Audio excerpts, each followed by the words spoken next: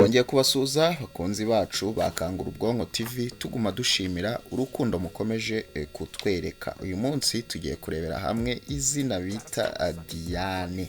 Diane bose mubanguke mwumve ubusobanuro bw'izina ryanyu.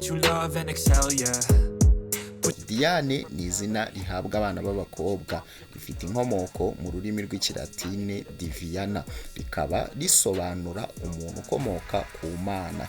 Diane ni umuntu byoroshye gutereta kuko ahita aza byihuse nta kugorana, ndetse akaba ari umuntu uzi kurimba kandi uhora akeye cyane.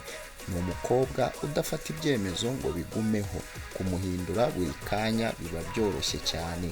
Mu rukundo Diane niwe ushyiramo imbaraga nyinshi, ndetse akora uko ashoboye ngo umukunde cyane. Azi gutanga ndetse no kwita ku bantu, ku buryo yagushatse wowe musore utapfa kumucika habe na gato. Akunda umuryango we cyane, aba yumva arizo nshuti zihambaye afite kurusha abandi bose. Kugira ngo agere ku byo yiyemeje, Diane aba akeneye ko abantu bamutera umwete agakomeza ibyo arimo ashaka.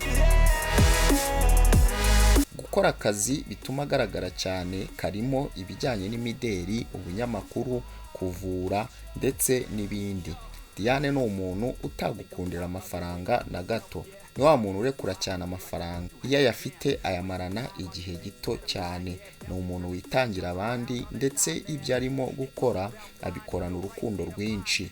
Akaba ari umukobwa wanga gutsindwa cyangwa se kutagera ku ntego yiyemeje. Uramutse ufite izina wifuza yuko tugusobanurira, ntuzuyaze, twandikire muri comment, ubundi turi kugezeho mu kanya nk'ako guhumbya. Twarabiyemeje, twarabihaye, kandi koko ntago tuzigera tubatenguha n'umunsi n'umwe. Kora subscribe bityo ubashe kuza mu muryango mugari. Tuguma dushimira urukundo mwese mukomeje kutwereka. Nyagasani akomeze abahundagazeho imigisha idasanzwe. Reka rero tubonane ubutaha. Bye bye.